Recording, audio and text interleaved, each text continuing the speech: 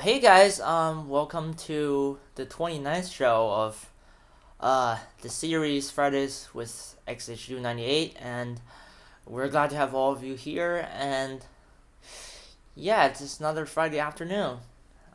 I don't know if you guys are enjoying it. February is usually a month of stress for many people, but I hope you guys are all doing well. Um, I personally have a lot of work. I have a lot of work, so I've been trying to manage my schedule, but I figured out that I can always come back and do like a show every Friday. So yeah, it's really awesome that I can like do a Q&A for 2 hours uh, every week and connect with you guys. Um, yeah, so how's everyone's Friday? Are you are you looking forward to the weekend? Do you have any plans? um, to answer a question, MJH, I have been playing Go for a long time. Um, I actually learned about the game in kindergarten.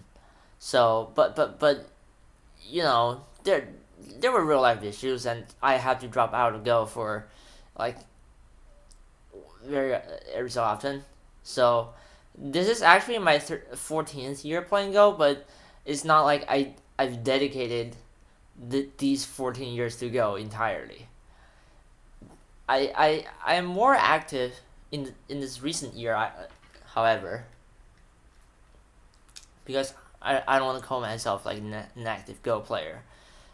Before, let's say, March 2014, like I really just picked this game up like after quite a while of not playing, and it's really awesome how this like what this game has brought me. Yeah. So a couple of cool announcements. Uh, I've I've actually posted this um, in in the OGS group, the Nova League, because we're having a league right now. For those of you guys who don't know, this league is basically OGS's first league, and it's been here since January 2015. We've we now have 130 players, I think, in the league, and yeah, hopefully everyone's having fun. Um, no, 122. Thanks for the number. I'm actually not sure, but yeah. Uh, well, since January's league has ended, I thought maybe we could have some prizes for those who have participated, and especially for the group winners, and maybe the top places in all the classes. I originally planned to share the prize plans um, yesterday, but due to just a pile of work on my side, I had to postpone that, so I have to put it off. But I will eventually announce them probably tomorrow over the weekend, since tomorrow's Saturday. I'll finally be able to share something awesome with all of you guys. And for people here who wish to join the league, um, this is a really great opportunity. It's a monthly, it's a monthly effort. So if you really want to have like, if you really want to be in an environment with like tense games and uh, improve your own game that way, then this is a great chance for you to join. And registration for March's league is open on February 18th. So try to write that down if you wish to join. Um, we are we're currently not open for registration because February's league is going on right now. But yeah, just feel free to join. Feel free to join the league. Gonna speak for some reason. Um, so the link I've just posted is the link to my forum thread. I've been doing this for 29 consecutive weeks. Uh, it's really awesome, like how someone in OGS is doing like a series on every Friday, and I'm just extremely lucky to be the person who does that. And at the start of my show, this is something I do every week. I like to thank everyone, every one of my supporters, as well as every administrator who has helped to some extent, who has contributed to the development of this league, and like I guess the server as well, since I am also a moderator. Yeah, so you guys are you guys are awesome for supporting me all the way. And some of you guys, for example, M. Lopez, he's been here since the very first show, and as usual, I would like to thank you for that. It's really amazing. Okay, so we have 2 games to review today, and both of them are requested. I want to dedicate this week's show to all the double digit Q players, since you guys make up a majority on OGS, I could say, and many of the times I had been neglecting to review your games because I always actually looking back, I think most of the games I reviewed were single digit Q games, because I wanted to review a game somewhere in the middle. So there weren't many done games, and there weren't many double digit Q games. So this is why I'm doing this episode today, to honor our fellow players, probably below 10Q right now, but just trying to offer some of my thoughts on how you could improve your game and possibly make it to single digit Q. So for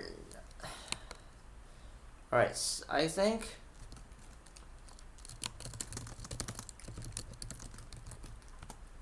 yeah, there's a speaker icon at the top left corner of this chat box. Well, you can't hear me, so I guess this is useless anyways. Oh, and by the way, we've had 2 new moderators on OGS, Mark 5000 and Fair Go. I really wanted to welcome them to the team, and they've been awesome all the way. And yeah, Mark 5000 has been here all the time. Do you want to be called 5000 or like 5000? I don't know. But yeah, Mark has been an awesome member of our community. Yeah. All right. So the first game we're going to review today is Mark under 9000. Well, that just sounds like he's a 5Q. In fact, he's a done. Yeah.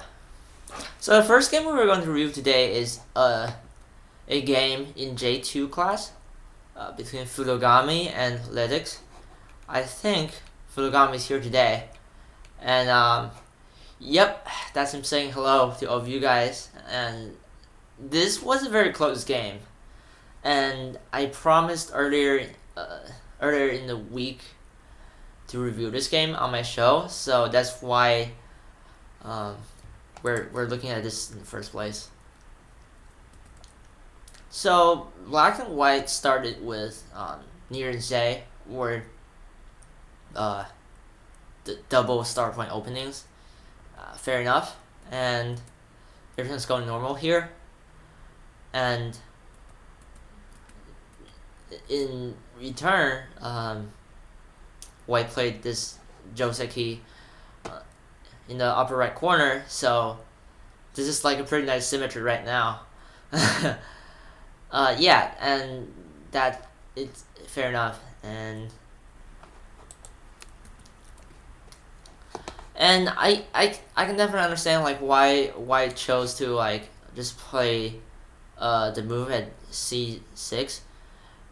Some players might actually pincer, but the fact that black has a stone like q4, the start point stone, right there, it just doesn't look so good for white in a sense. I mean, it's still pretty playable. Don't get me wrong, like it's still pretty playable, but oh, Xantex Go, and I'm glad that everything's working for you, and if if you can hear me, that would be great. Um, yep. So that's why I sometimes say, uh, like the pincer is not that great when a black has a stone on the same side, and if it goes like that, then there's a pretty decent chance for black to actually get a comfortable wall outside. And yeah, like white still white can still get a decent amount of territory, but first of all, that's in Gote. Second of all, black may have like black can invade sometime in the future. So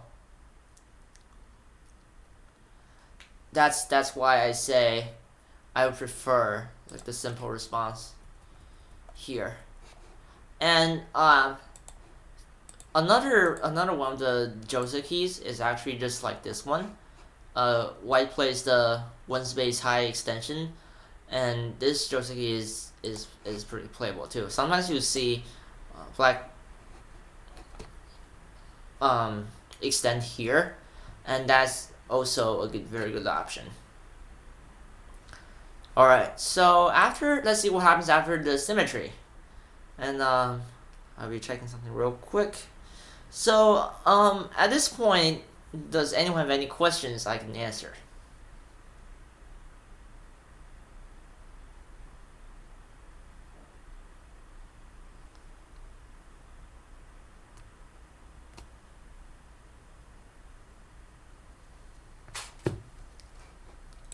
All right, cool. And yeah, we'll continue to look at the game. All right, so okay, white breaks the symmetry here. By the way, like the art of following your opponent's moves, like in a symmetrical way, is called Manago, I think. Is that right, Mark? Yeah, and like some people call it a dirty tactic. Uh, but I would say it's an art because like, well, you don't want to do that too often to annoy your opponent, but it's very important. Like, for example, like when do you break that symmetry, and when do you take an alternate route? Yeah, I think that's very important. And this move is a good move, the 3-3 invasion. Actually, I think this was covered in the pro lecture last Saturday.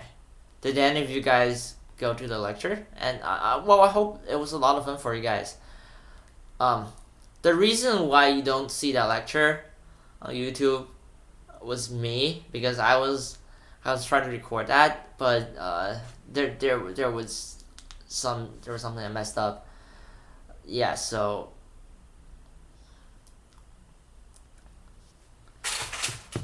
anyways, this 3-3 invasion is a pretty good move. So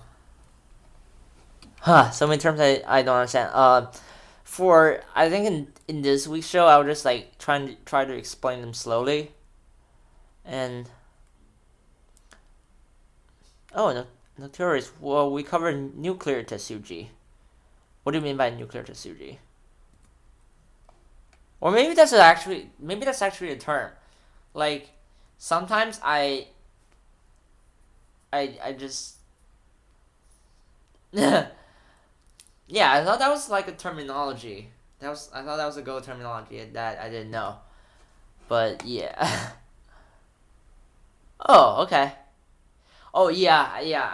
I remember seeing that. That was on Seed Router's profile picture. You just like flip the board. You just flip the board and rage quit basically. And well, the thing with OGS is you can't exactly flip the board. Like you can't exactly flip a virtual board. So if you flip your computer, that's at your own expense. Not that doesn't affect your opponent. No, no, no. That's a joke. That's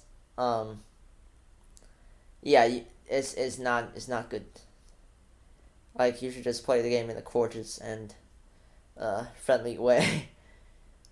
Oh, and yeah, that's good. I'm glad that you decided to try the game out, and hopefully this will offer you a brief idea of what's going on. Okay, so the reason I say this 3-3 invasion was a good move is because if White decides to invade or to approach the corner from either direction, then he has limited space to settle on the side. I say this because Black has a stone at J3, and if you see like this variation right here, White can only do like a 2-space extension, which is not too good if you think about it, because like even if you don't if even if you haven't seen this shape a lot, just think of it as like a condensed shape, because as you can see, these 3 stones are, I would say, like a bit concentrated, and when you try to play a game of Go, you want to keep up the efficiency. So as you can see, like the structure on the upper right corner, the 3 white stones, they cover like, I would say like a 3x5 rectangle of territory with just 3 stones. So that's pretty efficient, right? And that's why I say in this case, the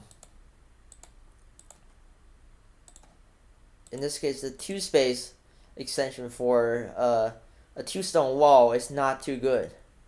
And this is even worse actually. If White decides to approach from that side, then Black has a stone at Q10. So that's like stopping White from extending comfortably, in a sense. So White is against the wall really here.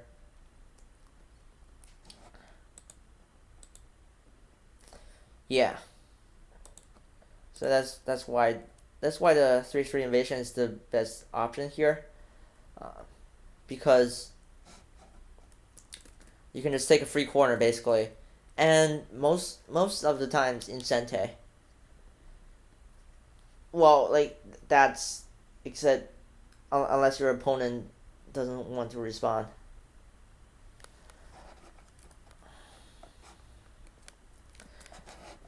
Like if your opponent doesn't respond, then for example they place elsewhere, then this is something which could happen later, and the problem is Black couldn't stop White from shrinking his territory, because otherwise the cut would be valid. And as you can see, White can either play at A or B, so that he can take either of the points. Oh, don't worry if you're like moving stones around on your board, because that doesn't affect the reviewer. Yeah, so it's totally fine. But you might want to follow like what I'm playing though. Like there's actually a little button on the top right corner of the variation tree box.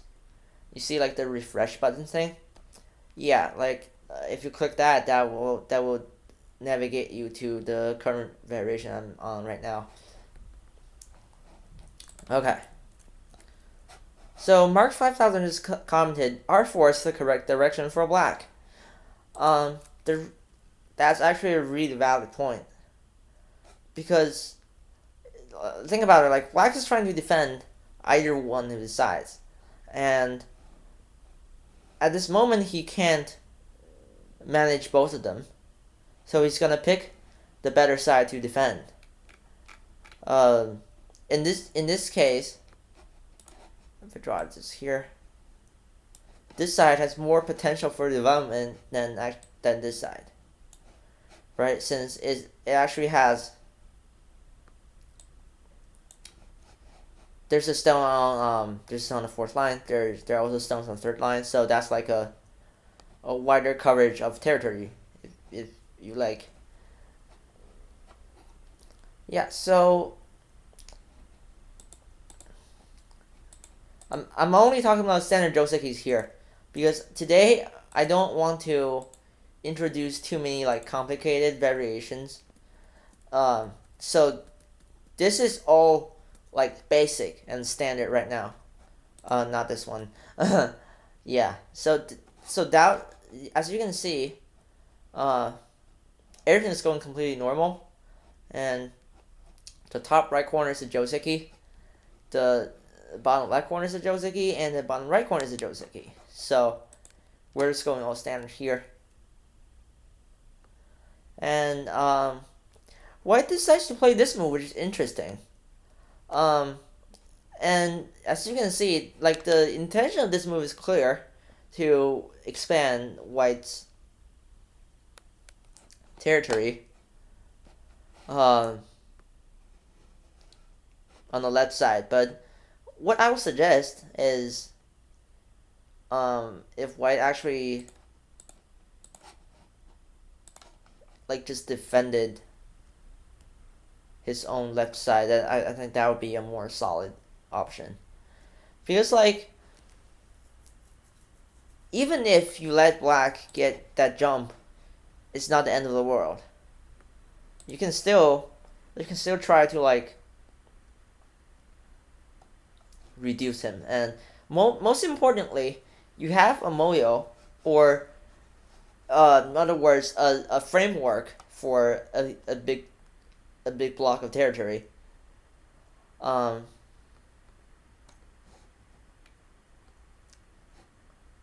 Yeah, totally. Xanax skills it's better to understand than just to memorize. Yeah.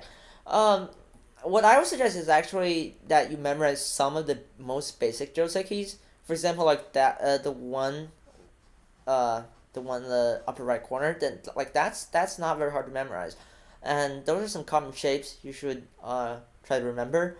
But when it comes to actual gameplay, I think it's definitely more important to like, understand what is actually going on. This is why I don't recommend, like, looking at pro games too much, because sometimes the moves played by pros are dependent upon their ability. So if you can handle the situation after, like, the pro move situation, then it's probably a good idea for you to just follow your own plan. And especially if, like, for some of the pro games, people like to, play things around. But for people like us, who are just, like, amateurs, it's difficult to actually reach your level, like, to, experiment things. So if you're starting, like, if you're starting to learn Go, just, like, start with the most basic and simple variations like this.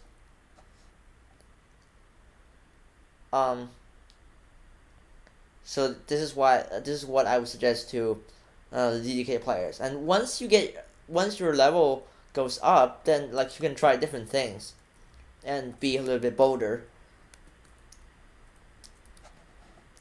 Oh, hi, Athletics, and yeah, it's your game. I promised to review this game for you guys after the game, so here I am. Yeah, we're just talking about the opening. So Black sees the chance, and he approaches White's corner, and that is a good move right there. Oh, hi, anime boy, and Very nice to see you here. Well, we have 46 people. That's amazing. Yep, so black approaches the corner and white pincers fair enough, because he has some stones there, so it's pretty fair and square that he's playing a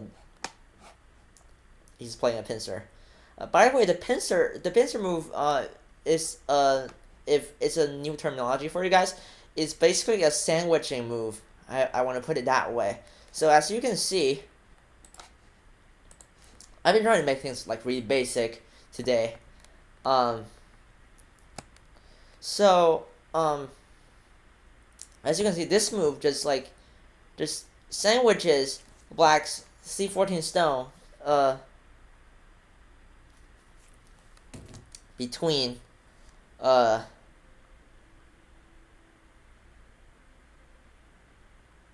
between white star point stone and the pincer stone. Yeah. So yeah. Sorry, I just had to check something real quick. And there are a few options black can respond to this. For example, the most simple one, actually the simplest one, is to just play the secret invasion, because this allows black to take the corner. And even though white almost certainly captures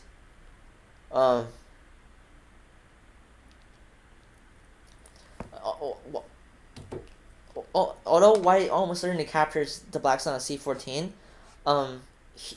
it takes him a lot of moves to do that, and in the future black has potential to move the stone around and see what happens. And I most importantly, this move, first of all, it takes this Joseki, first of all, it allows black to take the upper left corner, which is a decent amount of territory, by the way. And second of all, it disturbs white's entire framework on the top side and the left side.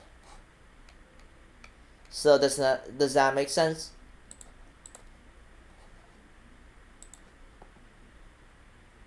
So another way for black to respond is to play here. This is called counter pincering, since black already has an approaching move here, so this will be a second approaching move. And I don't recommend this, personally, because what could happen is white could play the move at c17 and just basically split black in half. And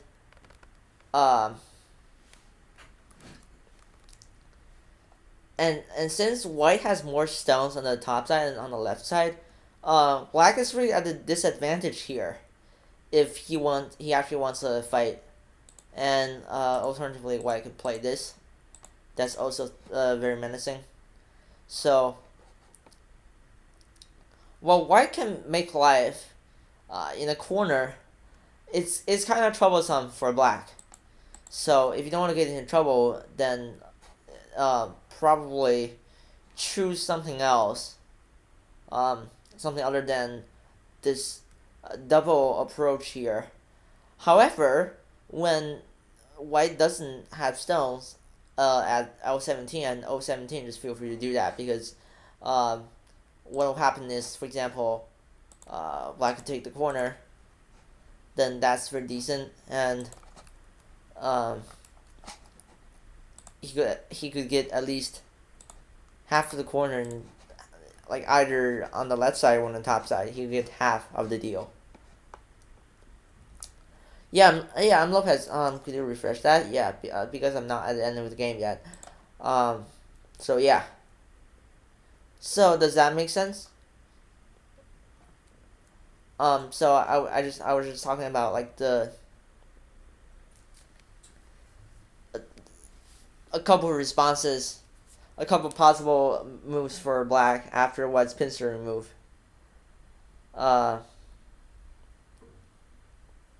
So yeah.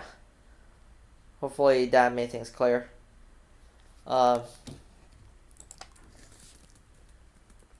And the two players played this. Okay, so here's the problem for black. Like after this move, first let's see the result. Black lives in the corner, but the problem is he lives in gote, which means white can play next after this exchange. He has the initiative after this exchange, and black only lives like a small corner, and white takes all of the outside, which is probably not the best result for black.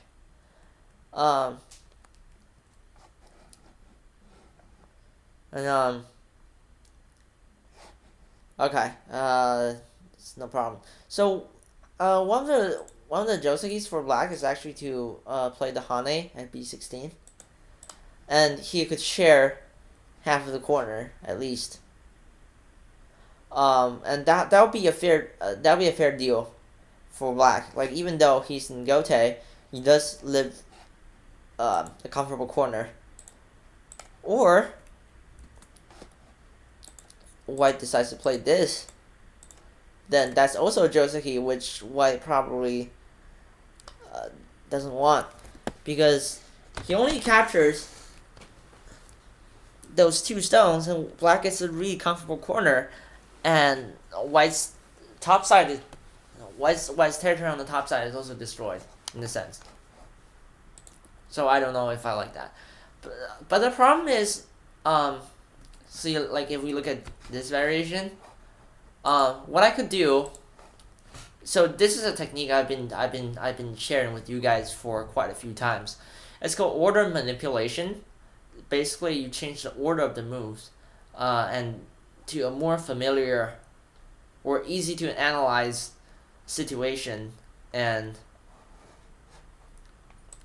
for example, think about it this way. So, actually, okay, here we go. So basically, the current outcome is this corner, right? We can say, for example, black invaded at 3-3, originally there, right? Yeah, and white played there. I'm just renumbering like all the moves so you can see it in an alternate way. So black hane s3, just as we looked at that variation earlier. And white plays there, black connects at 5, white connects at 6. Right now, what black could totally do is to play the extension at A, right? And that will give him a very comfortable corner. Instead, he plays the move at 7. That's like an extending move, but it's right against the wall, because white can just form a tiger's mouth at 8, and that's like a really solid shape for white. And now black has to live gote in the corner, and that's not a good thing, because as I said, like if we look at this alternatively, what they just played was this, and black connects, white connects, and black could have played it there. Now that is totally different, because like for example, if white tries to stop it, then black can just play this, and it'll be a troublesome situation for white, because he cannot connect both e16 and f17. So that's like a way more comfortable situation for black. Yeah, gote is basically the loss of initiative, and yeah, it's the opposite of sente. That's right. So when you have sente, it's like you have the initiative. You're in the driving seat. You're controlling your opponent, and instead of the other way, like when you're in gote, your opponent gets to play first, and then you get to play second. See the difference? Like if it happens that way, obviously your opponent has the control the situation instead of you. Okay, so hopefully that makes sense. So this is why I said this exchange was bad for black.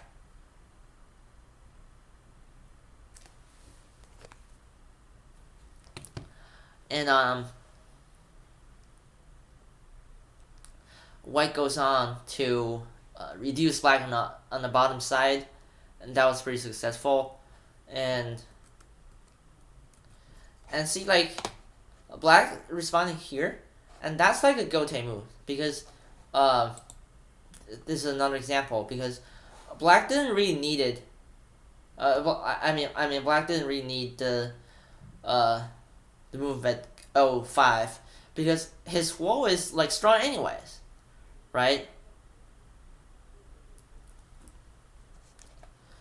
So that's why I said, like even if he follows, he should have played there, so that this territory here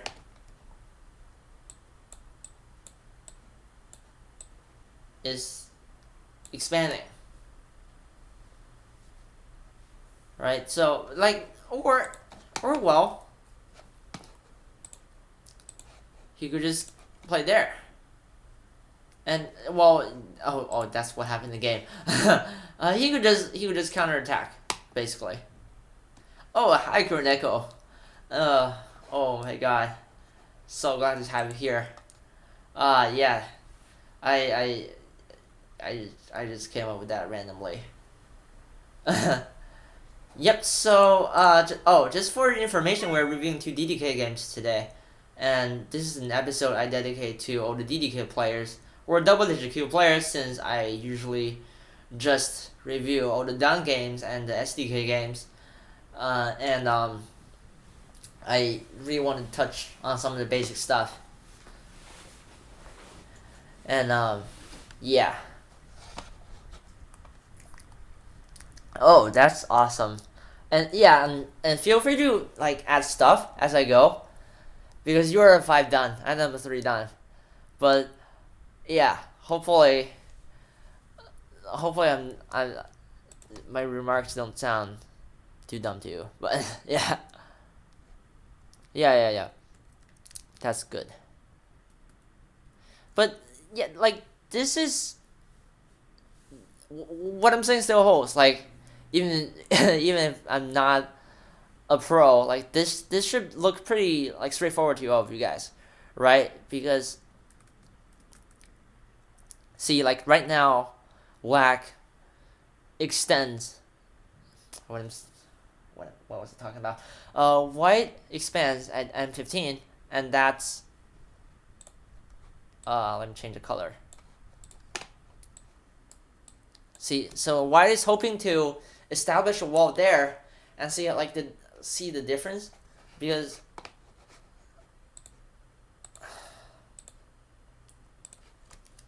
as I have marked these 2 stones, that's like a free exchange for white in a sense, because like he just basically reduced black and expanded his own territory in a sense, right? So that's what I'm talking about. Yeah, the highest done is 9 done professional. Like, that's like, if you reach that level, you'll be really rock and rolling in the world to go, basically.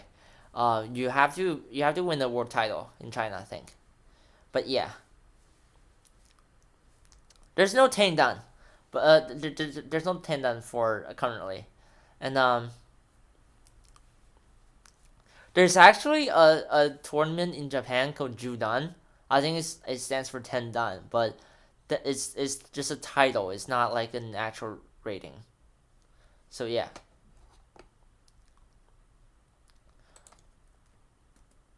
So right now this looks difficult for black. So he tries to make something happen in white's own turf, and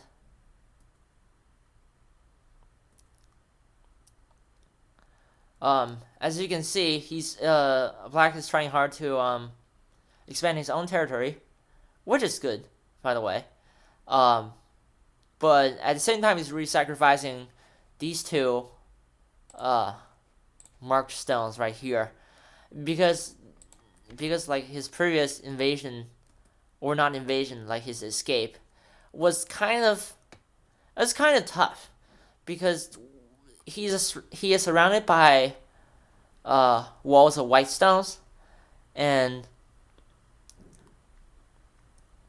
he has a weak group right here, and like the game hasn't it is not even like mid game yet.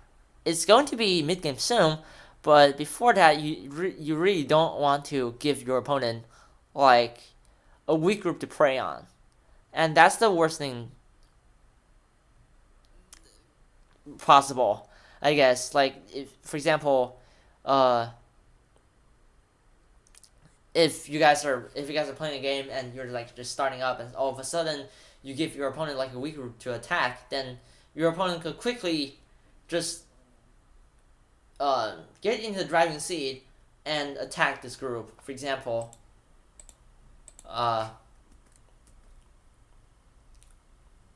yeah, correct. Especially with so many opposing stones around, it's a real pain to deal with. Yeah, it's kind of like, I want to make an analogy there. It's like, see, like right now,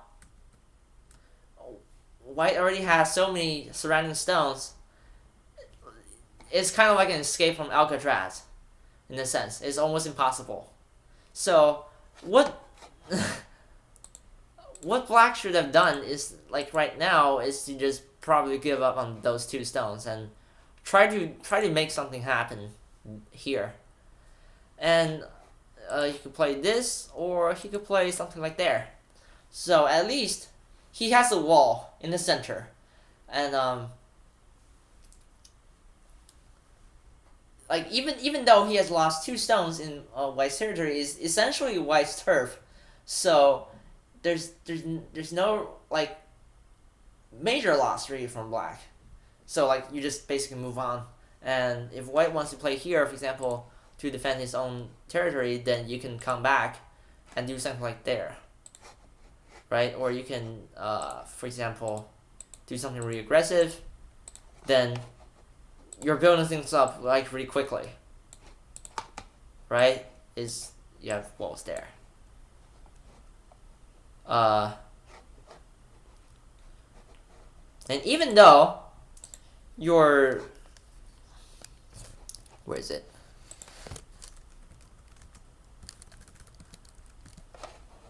Even though you have some dead stones, they don't necessarily contribute much disadvantage to like the game, because like you still have a huge block of territory on the right side, and that is still pretty comparable. And does that make sense? Like, well, B12 and C10 are like, they're maybe not like, they're not maybe not completely dead, but if you try to pull them out, like then that's almost impossible, because White has so many stones around.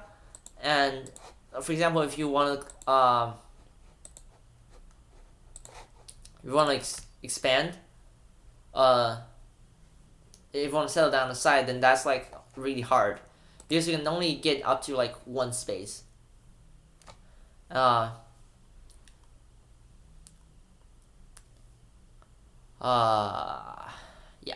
Oh, and Koroneko just mentioned, I also highlighted the back and forth that I was demonstrating to. Were you referring to like the jumping around of the strategy?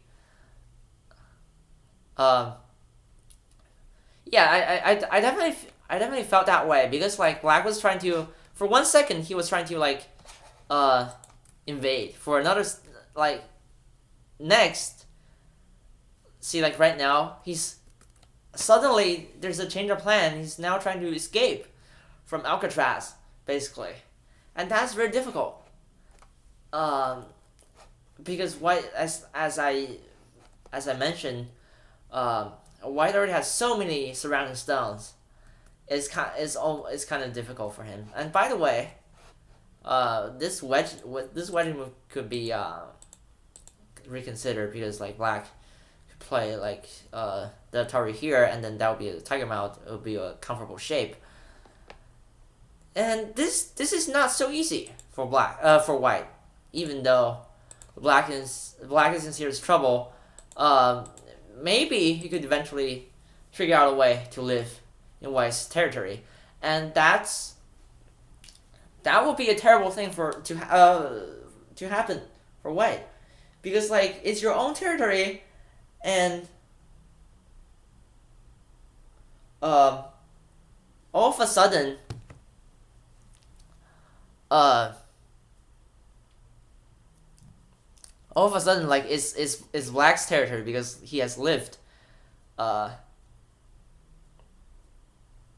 lived there.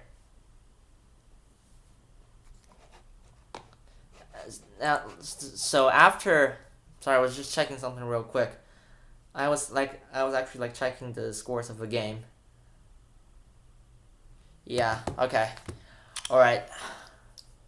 Anyways, uh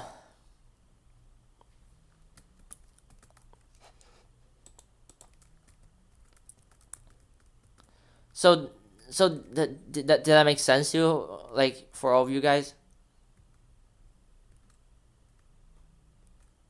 So as you can see, like black is clearly dead here.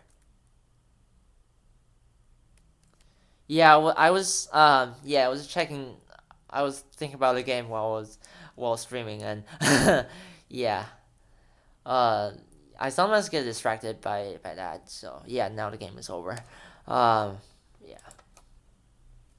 By the way, I was watching this the what is it called? The German Masters in Berlin, in the snooker German Masters. So that's a pretty cool event. It, but here, no, that is an interesting change. Like this normally black would have just like died there, but like in the real game, he actually managed to make a difference there, because white's move at e7 was an overplay, since he essentially had like a cut point. He should have just played here, and wouldn't be a problem for himself, because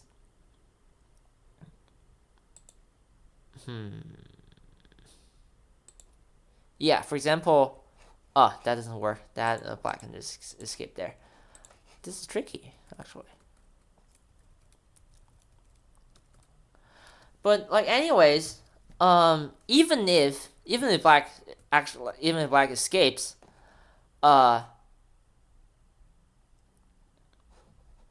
then like even if black escapes, white still has a move at n12, also tremendous, and that will give him a lot of territory in the center. So let me just check the comments.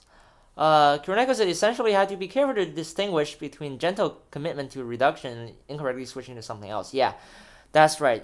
So you have to have a clear plan of what you really want. Do you just want to like reduce your opponent's territory, or do you actually want to like completely demolish? Right? And like if you want to demolish, you probably shouldn't have played all the moves in the center, because that's kind of like building walls for your opponent.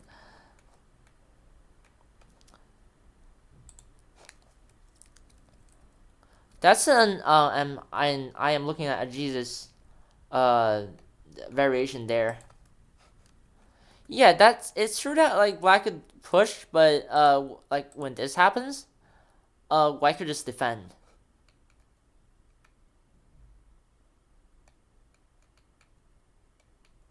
Yeah, I'm just like browsing through uh, uh, uh, uh, uh,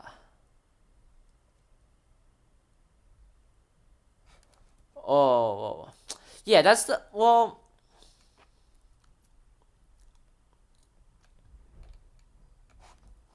For this variation, I would say black can just capture it, right?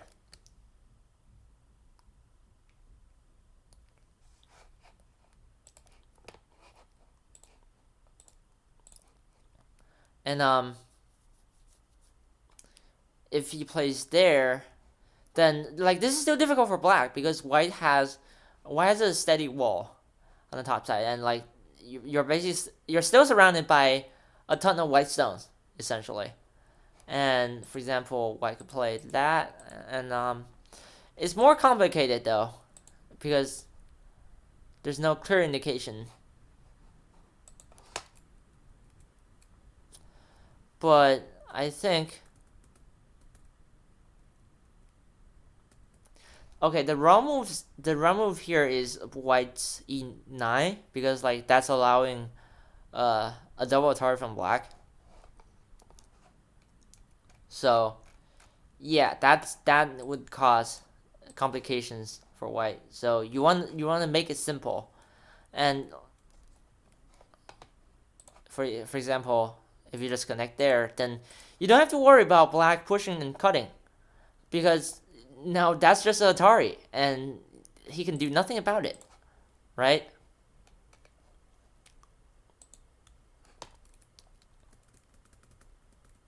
So, in a sense, black escaped from Alcatraz.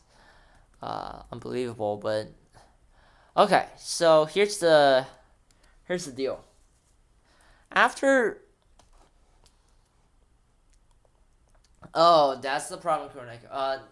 So are you on the same page with us right now? Yeah.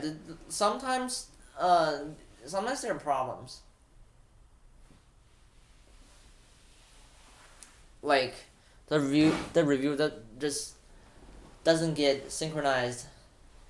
Probably like breaks down for some reason. Uh, I don't know. It's probably like a stability issue for the devs to improve. Uh, yeah. So I don't know about that. Uh,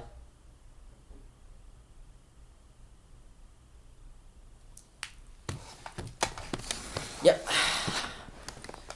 Okay. So here's the next problem. Um, Black tried to build something on the right side. Now, the problem is he still has a weak group there, so it's not entirely settled yet. And while Black is trying to maximize his territory on the right side, there is one move White could easily play and capture the central Black stone.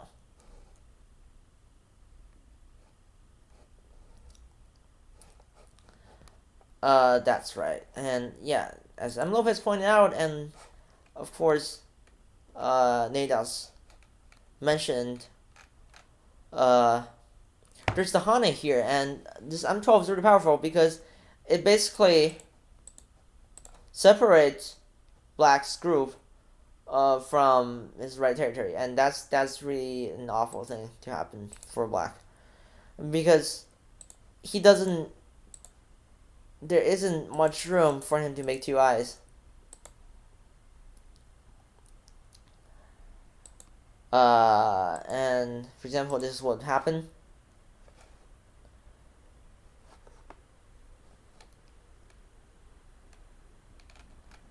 And oh my god, I have no idea what's happening in the comment section right now.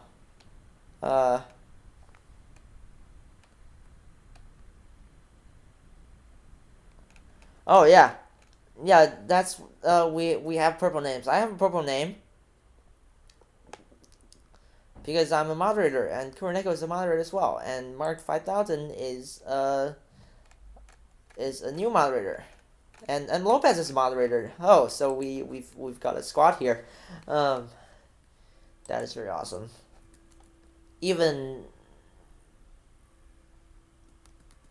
that's a nice thing about that's the nice thing about OGS. Like people can form a squad even if they're from four corners of the world. Okay, so the problem for the problem here is white did not see the Hane, and it allowed black to connect. So that's another calamity avoided by black. Yeah, or in a sense, it's white played a part in it too, by missing the correct moves. But that's okay. Don't worry about it. But sometimes, like for example, there could be time pressure. There could be just something you simply didn't see in the game, but like when it comes to moments like this, you should be able to notice like oh, like I've got a chance here and I can now cut black apart, right? And that's the thing.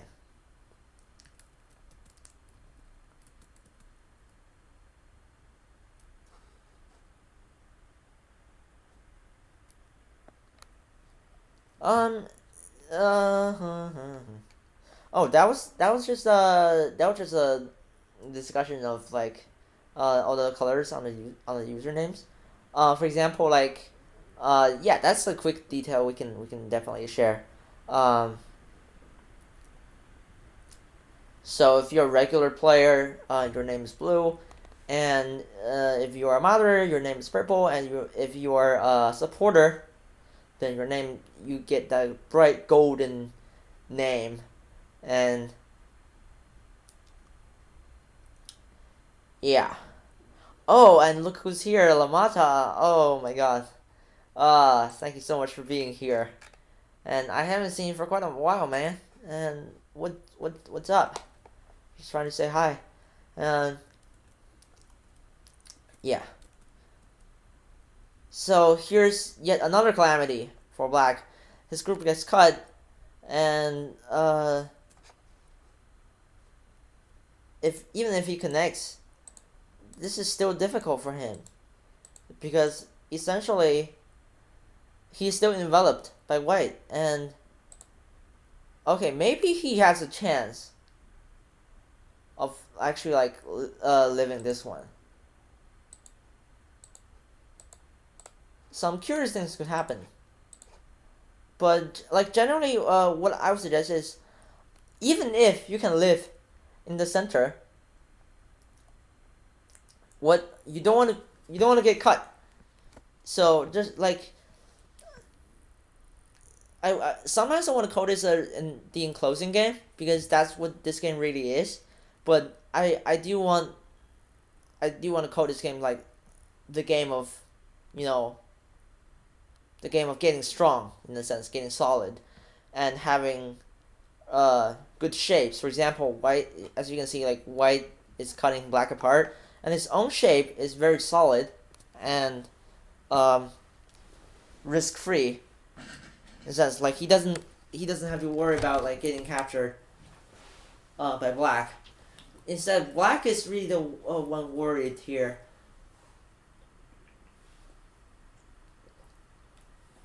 Yep, that's right. White is in a better shape, because like he just has walls everywhere in a sense. Like for example, in this variation we have now, as we have it now, white has a wall there. He has a wall here, and he has a wall here. Right? So basically you're besieged in the city with walls. And it's very difficult for you to get out unless you find a gate.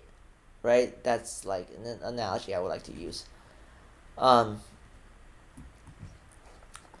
the back and forth pattern, yeah, could you clarify that? Because like I personally interpret that as like like how like the way black is um how black is changing strategies, and his strategy is like inconsistent. Um, yeah, yeah, no worries. I want this to be a conversation. So yeah, keep going.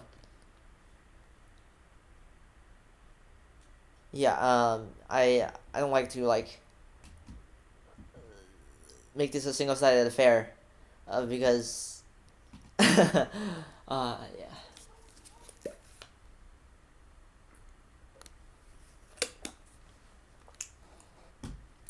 I want to be like um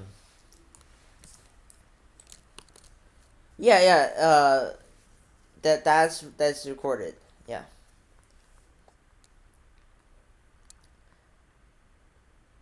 Yeah, yeah, yeah, yeah. That makes sense.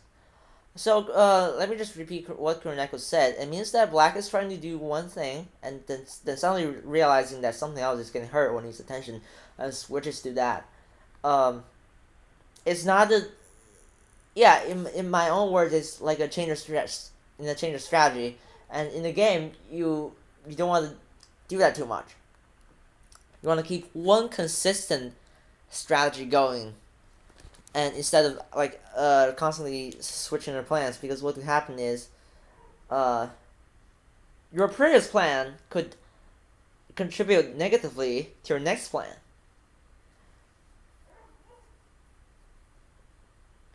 Yeah, yeah, yeah, yeah. So that's a very solid point. Juggling multiple things is very hard. Um.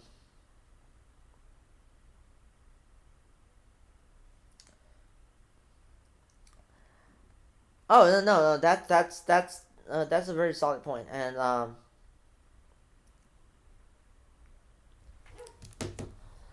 for all the DDK players, what I would suggest is like first you want to understand some of the strategies or some of the philosophies, and then uh you you keep improving your actual gameplay. But like the first thing you want to understand is really like the strategy here, like how you want to maintain a consistent plan, um like how you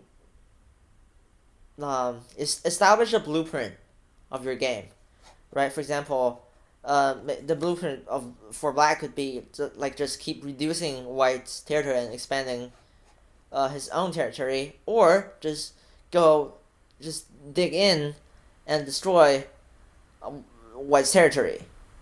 Like no matter what white does to his own black's own territory, and that's by the way, I think that's called mutually. It's kind of like a mutual destroy, mutual destruction, I guess.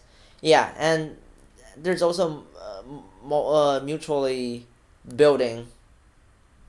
This is what I would like to call the strategy. And here we do see that after this,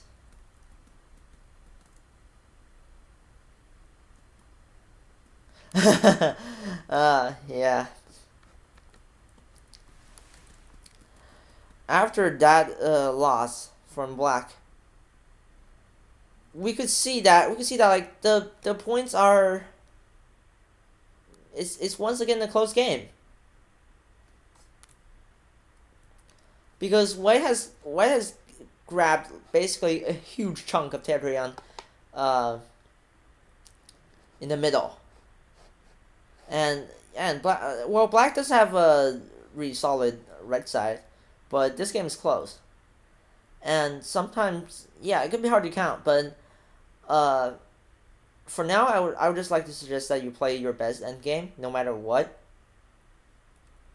and yeah.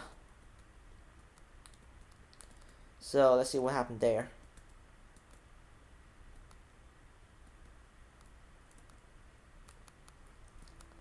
Okay.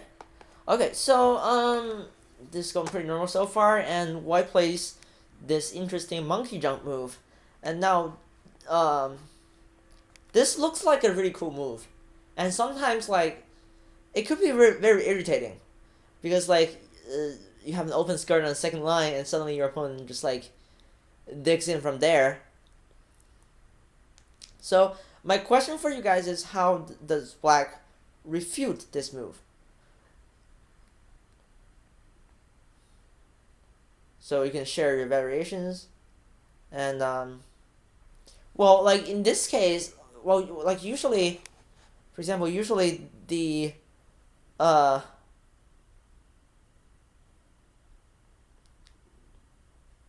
approach for black would just simply like you know, the response would simply be that, but we have something different here, and Kornek already knows, right? You're a 5 done. But yeah.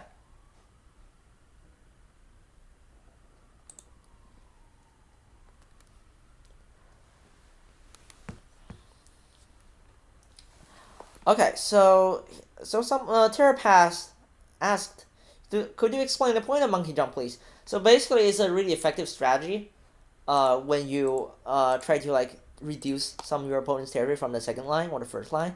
For example, I really think that like white should have played there, and like even if black does this, white could just like play there. For example, that's like, if you compare like the before and after of this variation, you can see that it's a Sante reduction for white essentially.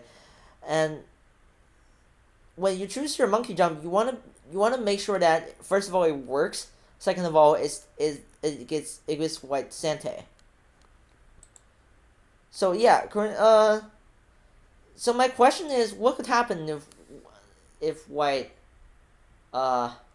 chose the monkey jump here, which happened in the real game? So what would happen is, let me show the variation.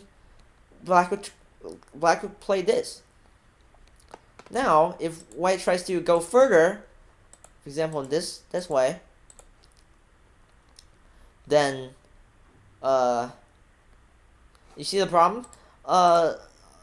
If white connects at A, then black could just connect. Black would just basically capture at B, and that's like a major loss for white, right? And if white connects at B, then black can just capture at A, and that basically means white's monkey jump is failed. Yeah, and that is actually called a monkey jump. Believe it or not, it's because it's like 2 space low. It's like a knight's move, in a sense, or it's like a knight jump, but except it's like 1 step further. So it's called a monkey jump.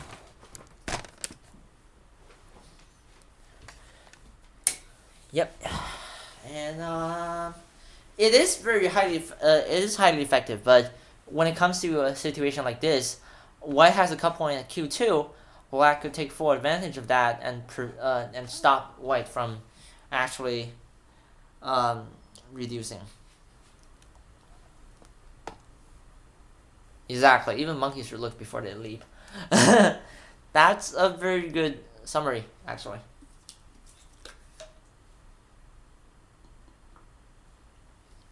So does that make sense to all of you guys? And Kuroneko, if you want to add anything, like please do.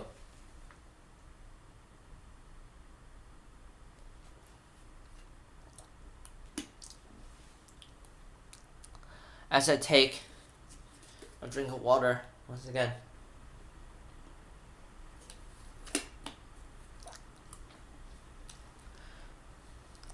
I've been dreaming of doing shows with Kuroneko together, and it has finally come true.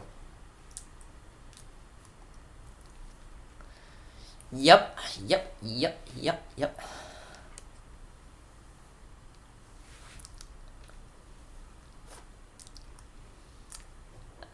Awesome. That's great. That's really awesome. Yeah, and I'll try to appear on your shows too. And by the way, if you get if if you don't know, Corneco actually has a Twitch, a Twitch channel. He sometimes does shows there. He actually does gaming videos too, and um, yeah, they're pretty cool. And I personally don't like I don't like doing shows on Twitch myself because they just like lag so badly. The lag is just so bad. Like when I'm lecturing, I do want to connect with my viewers like real time. So like I can just read your comments right away instead of like yeah, instead of having that lag, and I don't want that to happen. So in a sense, Black really gave away a lot of territory there. And here's one trick for White. So, a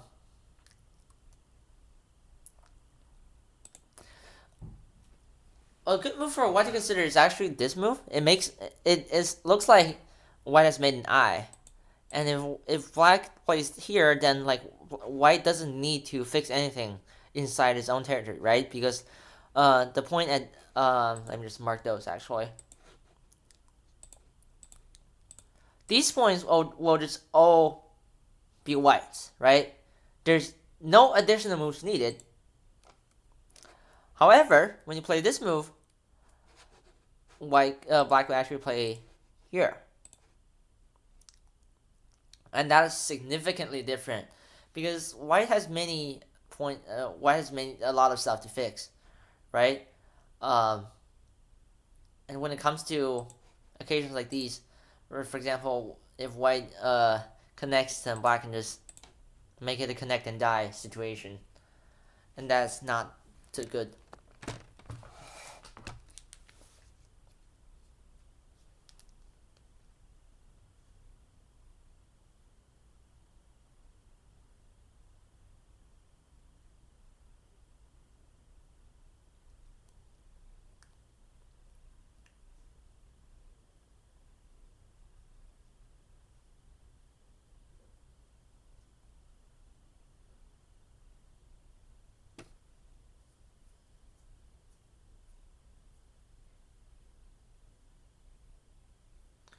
All right. So yeah, I was just checking some. I was checking my emails real quick, but yeah. So as you can see, like maybe for Fudogami, if you're referring to your mistakes, then this is probably one of them. Yeah, and that just like that was a major destruction.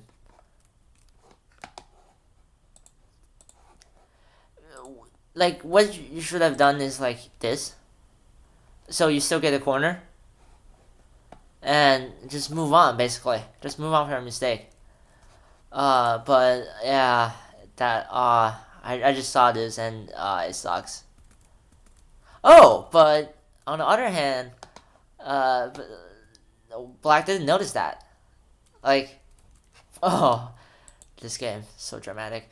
Yeah, so for Letix, if you notice this shape, then this is like a dead shape for White. You could have just played there, and then this is like a bend 3 in the corner, so you can just kill. Also, you could have played there. So if White plays at T2, then you can take S1, then White would still be dead. Well, so this game, this is quite a bit of drama, man. Well, Terrapass is a different kind of drama, in a sense. Like, dumb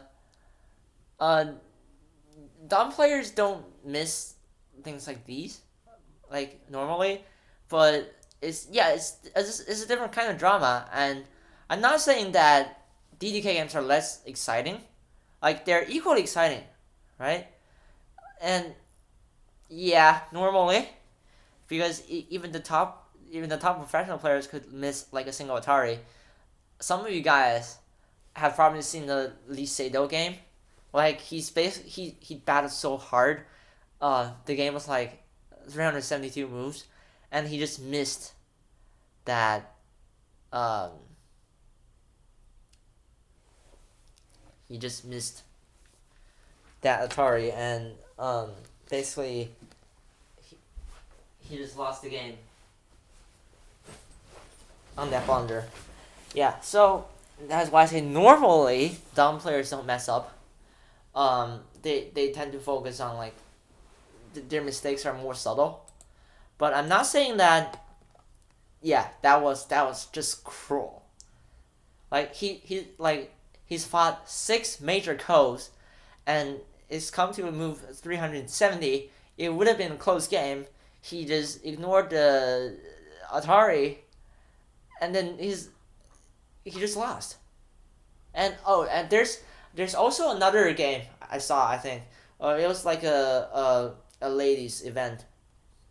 So I think um I couldn't remember the players, but basically it was a best of 5 match. They came down to the decider, and the defending champion missed a single Atari, and her stones were captured, and she basically lost the title.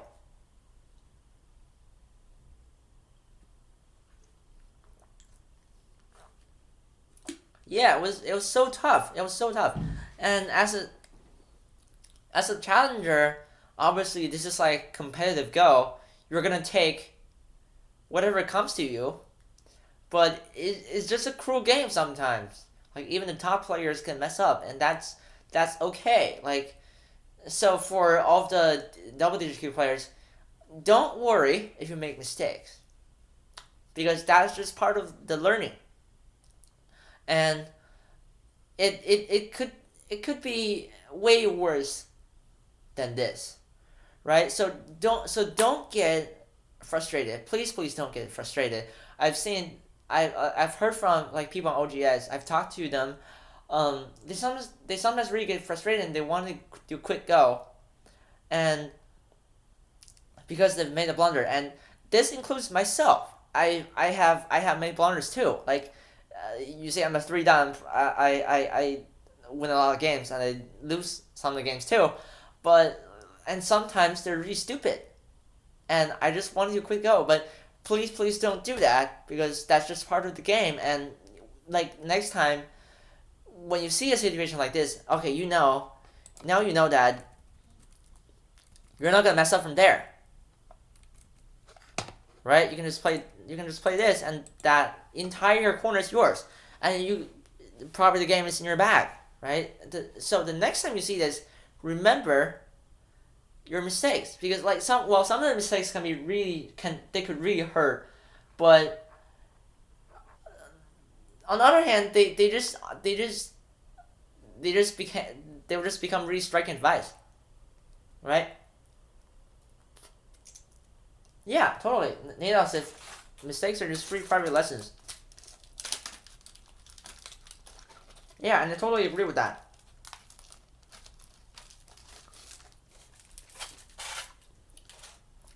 So, okay, let's see what happened in the game. So, everyone, today, this is what I'll say to you. Um, I guess it serves as my own a reminder for myself. Um, for example, well, I just came across that, so why could I play that? And that would be a capture. So yeah, actually, I think like those ones wouldn't mattered. This could have been a closer game. Like this could even change the outcome of the game. But well, obviously you can like go forward in time and say, oh, what is going to lose one like by a really small margin. What I would suggest is, if you can't count, that's totally okay. Just play your best end game. Is that right, Nickel? just forget about the margin and play your best end game, right? Because like if you play a best game, even if you eventually lose, there's no shame. I've done my best, right? I've caught up this close, and even if I lose by the cruelest margin of all, 0.5 points, half a point, that's still okay. Like I say this for myself too, because I just can't count. I had to admit it, but I'm just too lazy to count sometimes. So I just tend to play my best game and see where that takes. Where it takes me to.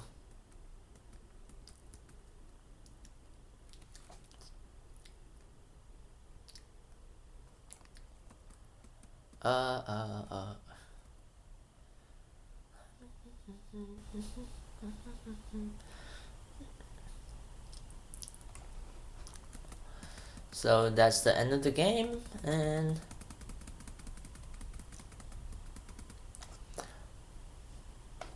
actually I think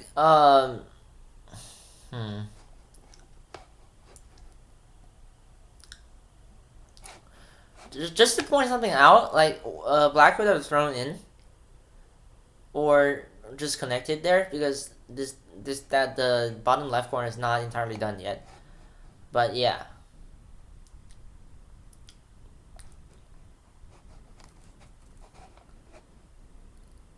So for example, if Black wants to fight for that ko, then this is the best result that could happen to him. Or White could start like a ko, something like that. But anyways, we had to finish the bottom left corner before putting this game to a close. But okay, anyways, Black won by 1.5 points in this game. Notice that the ko mean was 6.5, so Black was leading by 8 points in a sense. It was a really close game, and well, I want to save some time for our second game today. Yeah, 1.5. Yeah. Yeah, but I just really want to say, like, well done to all of you. To Athletics and Fudogami, that this was a really epic game, and there are mistakes, but I just want you to know that you've done a great job, and hold on, I was actually gonna say, if Black's upper left corner were solid. What is Necroneko?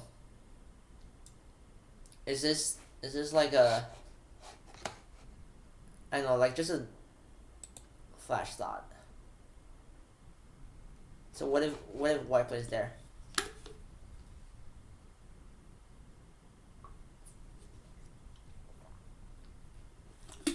But yeah, I would say well done to both of you, and just appreciate to learn from mistakes from this game, and that's the purpose of the league. To offer you that environment to really take your time, think about your moves, play good games, and improve from your mistakes. So if that's what the league has done to you, then fair enough. Then that would be a good thing, and you'll soon find yourself improving, right? And by the way, I think Fudogami, you were 19K when you entered the league, right? So see, now you're 16K. That's a good sign.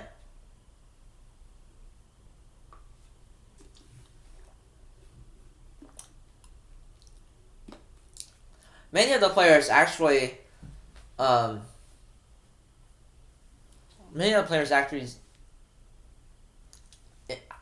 improved a lot in the league. And yeah, that's a very curious corner. And unfortunately, we have to move on to the next game, but um, we will include that as a tiny little thing in next week's show. Um, yeah, I'll leave this to you guys. So we still have half an hour. We're going to look at this game. So this was a game in H1, played between Ajiz and Quakshaw. We're glad to have Ajiz here today, and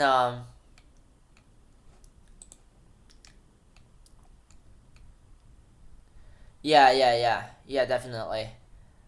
Um, I can include this in another episode since this week like complicated for DDK players. I think they're relatively 14Q and 15Q. So just to answer your question, Taro.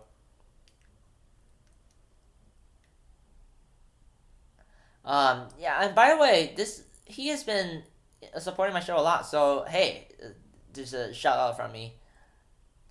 Thank you so much for coming to the show every so often. Sometimes you're not here, but most of the times you're just you've been really active and really contributing to the conversation, and I thank you for that. This is a show for all the OGS players, so it's really you that make this program popular and uh, awesome. And yeah, Koroneko, you're awesome too. Yeah, yeah, that's because we have every week we have a lot of like new spectators and old as well as our old friends like Koroneko and Mark 5000. Uh, Shout out to you guys as well. I am imagining a round of applause right now. So yeah, this was a game uh, between these two guys. Oh my god.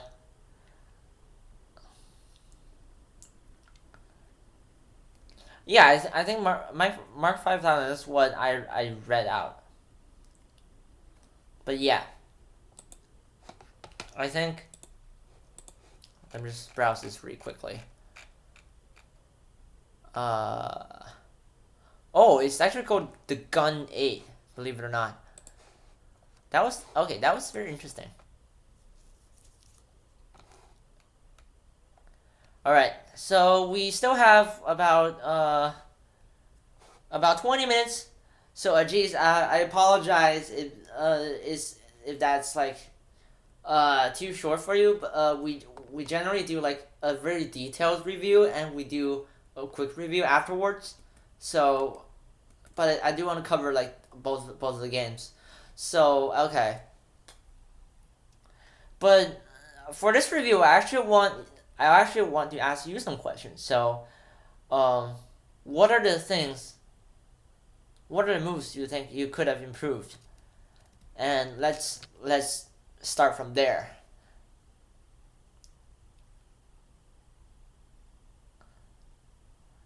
Like sometimes when I do reviews, I ask the players themselves to like discover the mistakes they made, and I find that like more effective than me just me lecturing. Oh, Notorious. This is the 29th consecutive Friday. Um, it's been so I've been doing this show since July 25th, 2014, and this has been happening every single Friday since then. Uh, I started streaming like 5 weeks ago. Um, After OGS had the the audio feature. Yeah, thanks for the link. Yeah. All right. Awesome. that's the link to my YouTube channel. Excuse me, not my YouTube channel, the Nova Leaks channel, because we might have other people upload their videos there. Um, we actually have a lot of good streamer friends, and yeah, that's pretty awesome.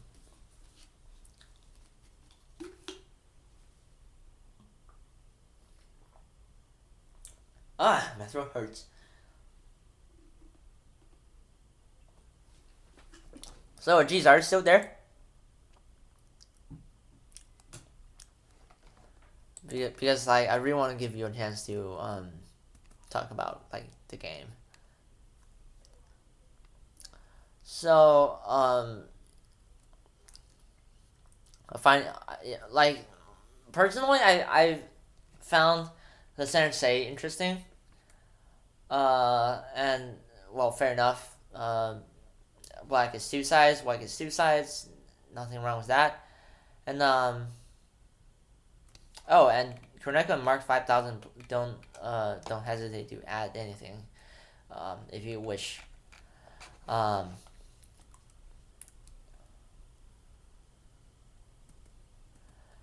Yep. Zenix, thanks for the info. So, if you, in case you guys are wondering about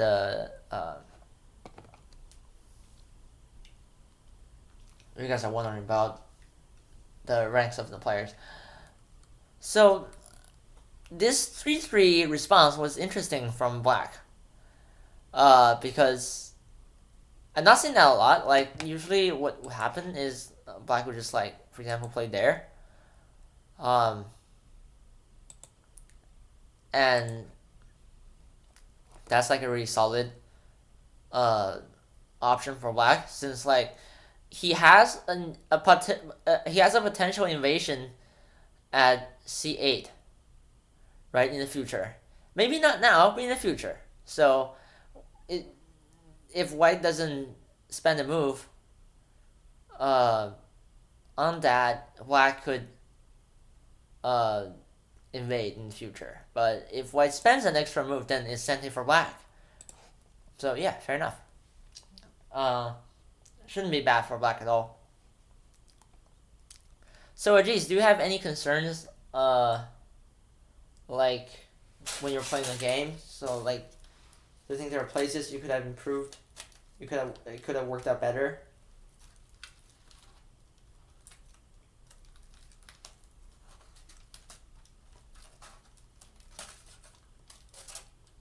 I'm really hungry.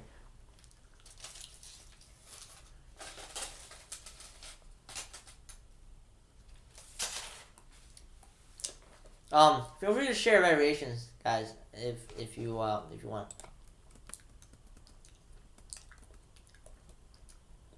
So, okay, after... Alright. So, here's the deal. I personally find, like, this move interesting at L14. Because it's a giant leap towards the center. And there's nothing wrong with that. But what you want to do, besides, like, expanding your own territory, is to reduce your opponent's territory. And yeah, Corneco, I'll get to that in a second. So what happened for Black is here is this move. So I'm not. This might be like a general advice, but you see the difference here. Black is expanding his own territory, meanwhile reducing White's, right? For example, if White follows and like if he tries to defend his left side there, then Black can just expand, right? Then that's fair enough. Then this is good for Black, because he has expanded his own topside territory, and White's left side territory has been reduced.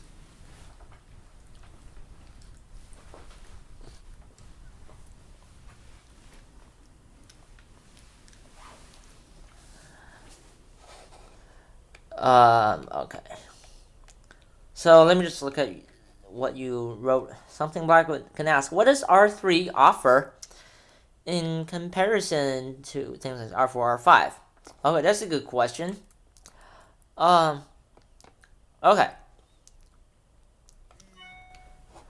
So, I don't know. I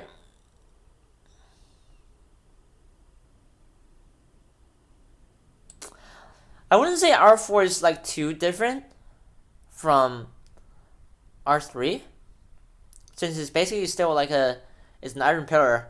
It's still like defending Black's corner in the most solid way. But like, I don't know. Personally, I could think of like the side invasion at 03 for White, which could be really irritating. And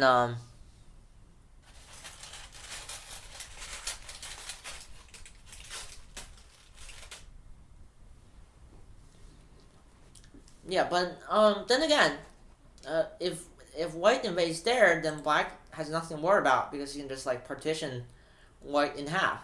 And anyway, that was just like a quick thought that came to me. So what both sides could have done is this.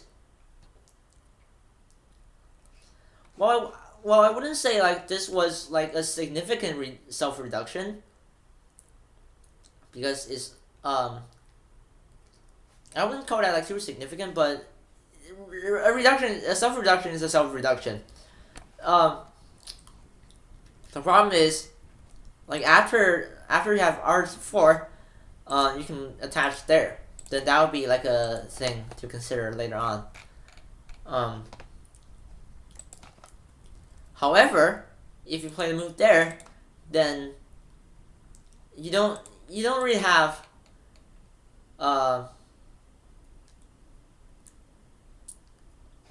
you don't have that many options if you're Black, right? It will just be like really solid for White. I sometimes I think of like the word notorious when I read your username Noctorious, but yeah, I'm really sorry for that, but that was just a random thought that came to me.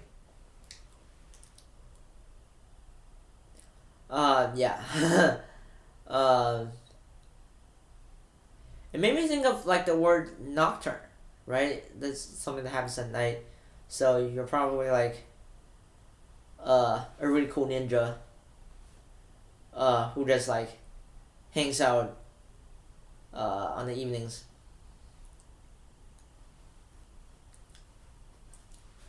Yeah.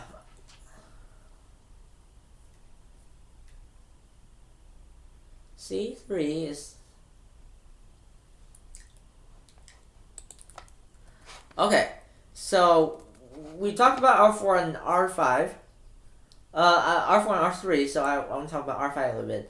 Now, why is this might seem like a regular move, but why is this not good?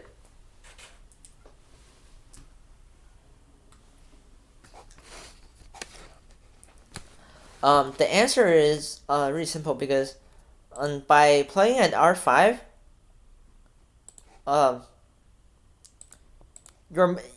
you're basically making a pretty beautiful shape for your opponent. This is what I was talking about earlier.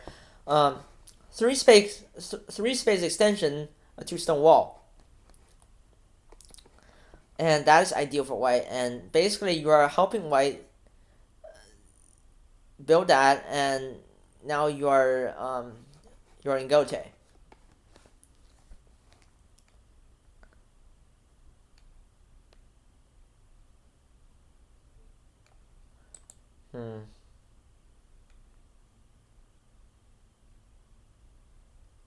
So MJ asks, couldn't White slide in that S4 if R4 is played?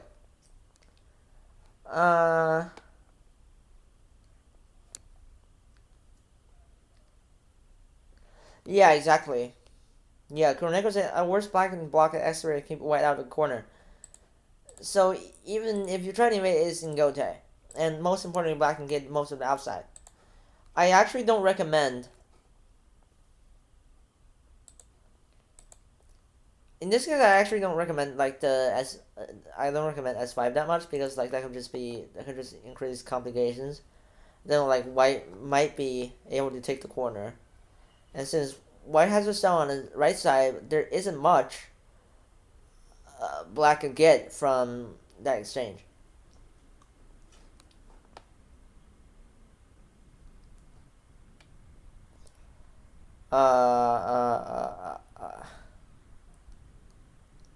Oh no, the question is completely fine.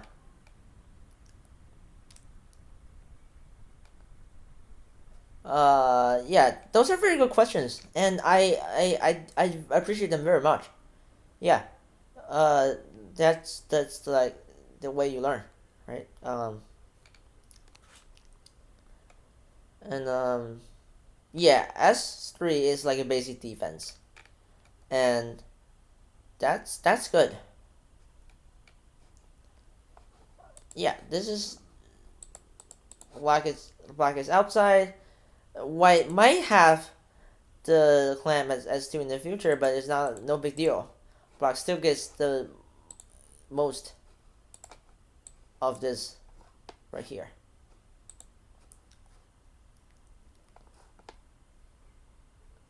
Oh no, that's fine. It's just ask any questions, and no, don't feel sorry about it. It's fine. Uh, this is what I'm this is what I'm hoping actually. Yeah, this it's good conversation. And by the way, other people watching, do you have any questions that I didn't cover so far?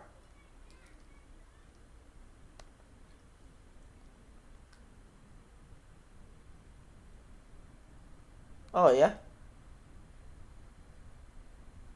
Oh my god.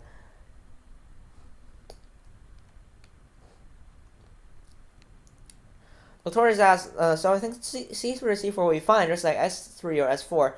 Though the fours are better in this particular set. Yeah, yeah, that's right. Since C4 is like just a, it's somewhere in between, and sometimes moving in the middle can be the best move. Because like C3 is like kind of conservative, and C5 is too radical. Like it's trying to maximize the corner, but meanwhile it just builds like a um a strong structure for white, and yeah, I guess that kind of explains in a way why C4 is the best defense here.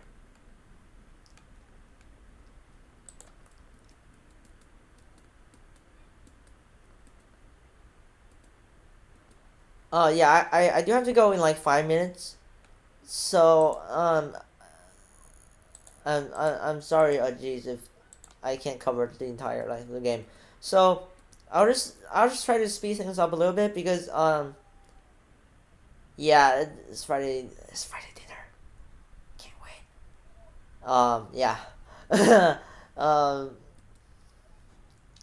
so what happened here is black actually helped white build a wall here. And uh and that's not very good for white. That's not very good for black because this just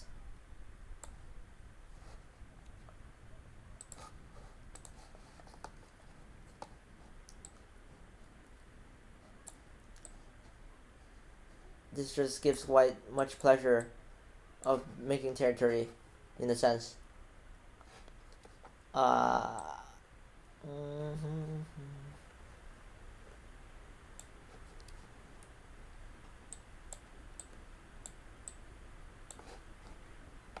That face though.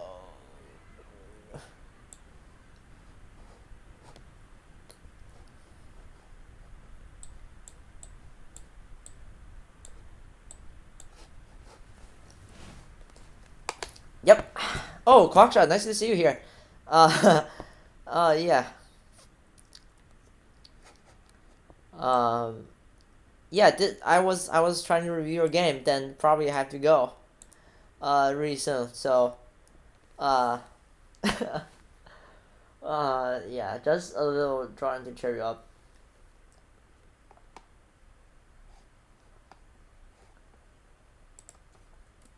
So, I know this game is called the enclosing game, but you have to think about like, um, if you're trying to build walls, you need to think about the efficiency of that. Um, for example, Black is not making a lot of territory there, but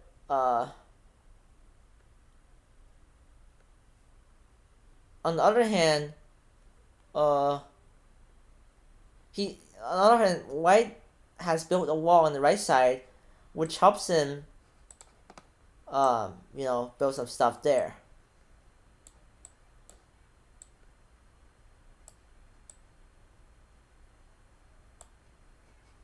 Yep, yep, yep, and that's not good because uh.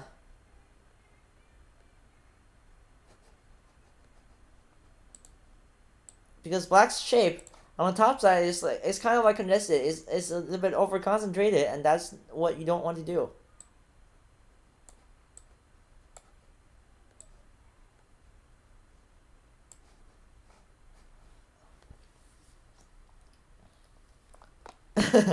Oh my god. Uh, that could be. That could be why White won this game. But yeah. So just a quick glance at what happened later. White built quite a bit of territory. But Black actually made some. Black had a decent effort. In making some territory on the bottom side as well. Uh. So there's that.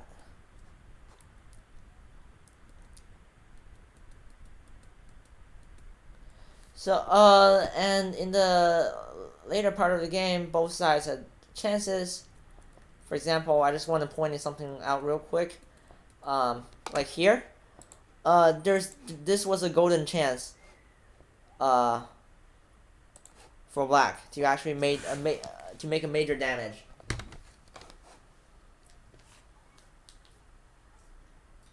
Yeah, and yeah, sometimes you miss it. It's a kind of a bummer, but uh.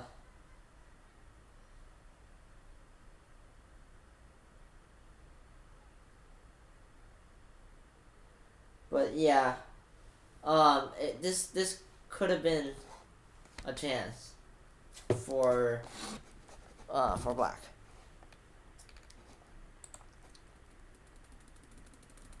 And later on, yeah, that actually this could be a game changer, because if you think about it, the way you estimate your points is like roughly is basically like you try to add up all your territory and see if it can fit the size of half the board, pretty much.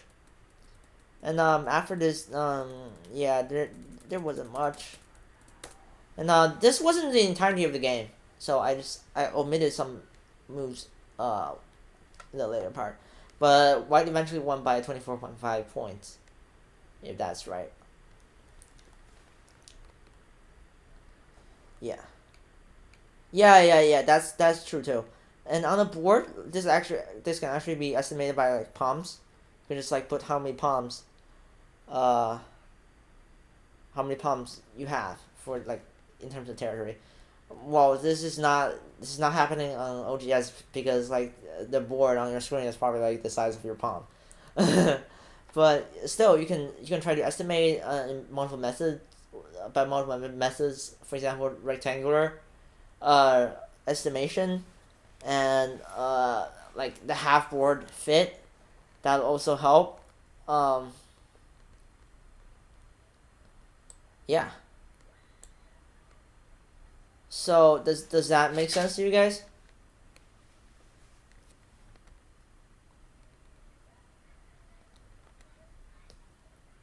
Yeah, so yeah, that pretty much concludes the second review of the day. So are there any I would like to take any remaining questions on the last minute because I really have to go there. I really have to go in a couple of minutes, um but yeah, and this was a great show, and I really appreciate that you guys could come and show up. I would post the link to this review on my forums thread and my website repository, and I will upload this video to YouTube if I haven't messed up the video. That is, I really hope I don't. Yeah, pretty much. Um, Yeah. Oh, and by the way, next week will be the 30th week. The 30th week I've been doing this, so it's the 30th anniversary. The 30th show of Fridays with xhu98. So I really hope to see all of you guys there. And yeah, and stay tuned for news in the Nova League. I hope you guys will sign up for March's League, and I actually have a tournament tomorrow. I'll be in a double elimination tournament with some of the streamers, including like the big names like Clausius, Justin Tong, um, Jerry Shen, Starstorm, and there will be a lot of good games, and I really hope that I'll play well in that tournament. Yeah, Corneclo, thank you so much for hanging out today. That was really awesome. And for dogging me, you're very welcome. Oh, Longstride, I think. Yeah, I think Longstride is in the tournament too. And this, yeah. Oh, Quackshot, the round numbers don't matter. You can start the game in any order.